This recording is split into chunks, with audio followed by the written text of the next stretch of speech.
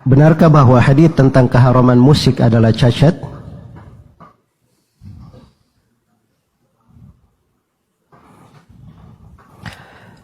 Hadits yang menjelaskan haramnya musik itu bukan cuma 1-2 hadits saja. Kemudian yang menjelaskan haramnya musik itu bukan cuma hadits saja. Ada ayat Al-Quran. Wa minan nasi man yashtari lahwal hadits. Di antara manusia ada yang membeli lahwal hadits. Itu lahwal hadits ditafsirkan oleh Ibnu Abbas, Ibnu Mas'ud sebagai al-ghina, sebagai nada musik, alat-alat musik di sebagian penafsiran. Dan ditafsirkan oleh ahli tafsir semana dengan itu.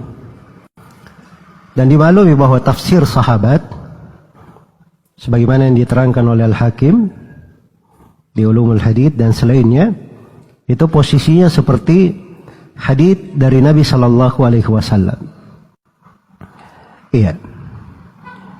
Jadi itu ayat Al-Quran yang menjelaskan tentang keharamannya. Karena itu dari kejahilan sebagian manusia untuk membolehkan musik, dia berpegang dengan pendapat sebagian ulama yang melemahkan sebagian hadits. Jadi saya katakan sebagian hadits. Iya. Dan itu pun ucapan yang melemahkannya tidak diterima oleh para ulama dari masa ke masa. Dan menyelisihi para ulama sebelumnya. Dan itu datang dari ijtihad seorang alim di Maroko sana, di Andalus, Maghrib, Al-Imam Abu Muhammad Ibn Hazm rahimahullahu ta'ala. Beliau keliru memahami hadits riwayat Al-Bukhari.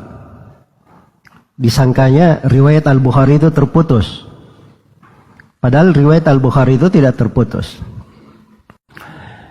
Jadi di Sahih Al-Bukhari, Al-Bukhari berkata, wa qala Hisham ibnu Ammar قال حدثنا صدق بن خالد قال حدثنا عبد الرحمن بن يزيد بن جابر قال حدثنا قيس قال حدثنا عطية بن قيس الكلابي قال حدثنا عبد الرحمن بن غمن الأشعري قال حدثني أبو آمر أو أبو مالك الأشعري رضي الله عنه والله ما كذبني أنه سمع النبي صلى الله عليه وسلم يقول لا يكونن من أمتي أقوام يستحلون الحر والحرير والخمر والمعازف ولا ينزلن أقوام إلى جنب ألم يروح عليهم بساحة لهم فيأتيهم يعني الفقير لحاجة فيقولون ارجع إلينا غدا فيبيتهم الله ويضع العلم ويمسخ آخرين قردة وخنازير إلى يوم القيامة. Itu teks haditsnya secara lengkap di Sahih Al-Bukhari. Jadi awalnya dikatakan waqala Hisham bin Ammar. Hisham bin Ammar berkata, Imam Ibnu Hazm menganggap ini terputus. Iya. Dan itu keliru. Itu keliru dari Ibnu Hazm rahimahullahu taala. Sebab Hisham bin Ammar itu dari guru Al-Bukhari. Al-Bukhari berjumpa langsung dengannya, mengambil ilmu darinya. Iya. Jadi kalau seorang murid berkata, guruku berkata begini, itu apa yang dipahami? Bersambung atau tidak? Bersambung, orang memahami seperti itu.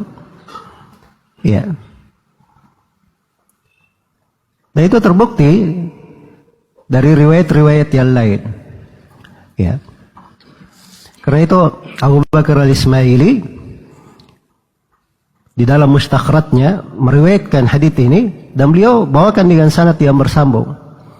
Dan diriwayatkan oleh imam yang lainnya juga dengan sanad yang bersambung kepada Hisham bin Ammar. Ya, maka tidak ada keterputusan di situ. Tidak ada keterputusan di situ. Selain daripada itu, Ibnu Hazm rahimahullahu taala itu beliau bukan orang yang diandalkan terkait dengan cacat-cacat hadits dan mengenal nama-nama rawi.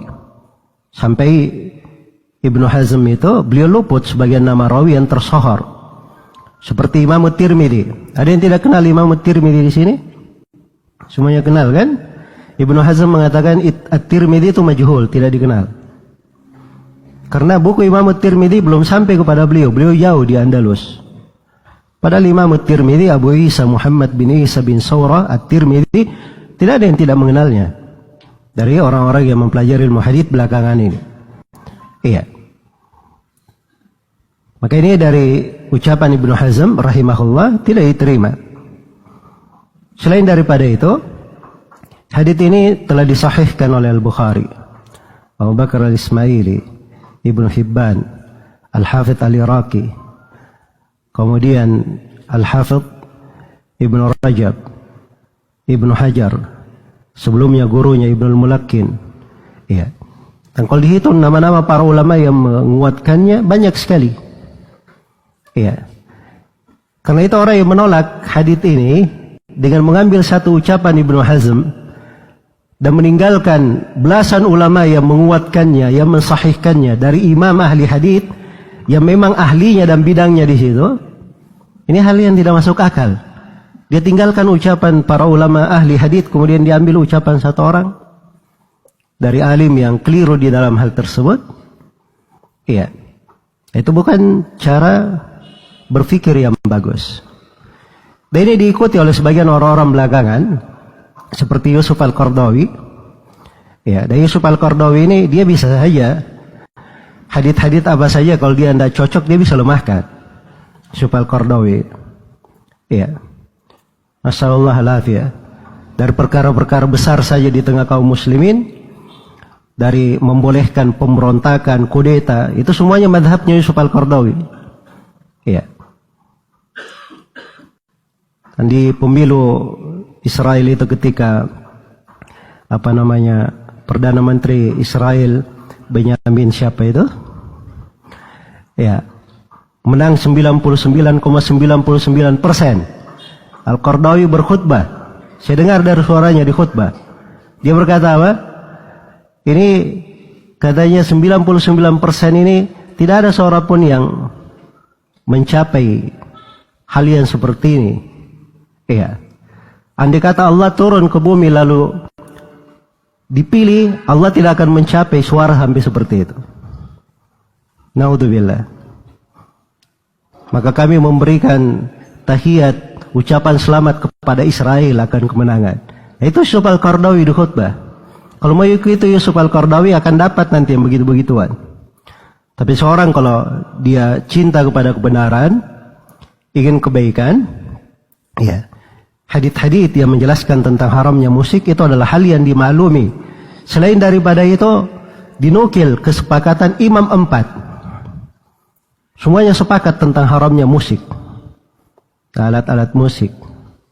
Iya.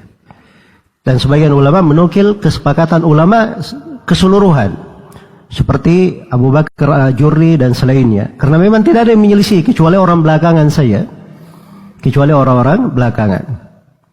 Karena itu ini dari masalah bukan dikatakan, oh ini ada dua pendapat, boleh ikut ini, boleh ikut itu. Tidak.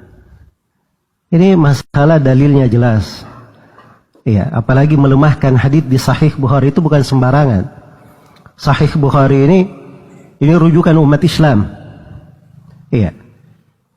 Yang menghafal dan mempelajari Sahih Al-Bukhari itu seluruh ulama ahli hadits yang datang setelahnya mengetahui Sahih Al-Bukhari. Jadi kalau para imam hadits tidak ada yang berbicara tentang hadits Ammar, Hisham bin Ammar itu artinya hadits itu dianggap syah oleh seluruh ulama yang datang setelah Al-Bukhari.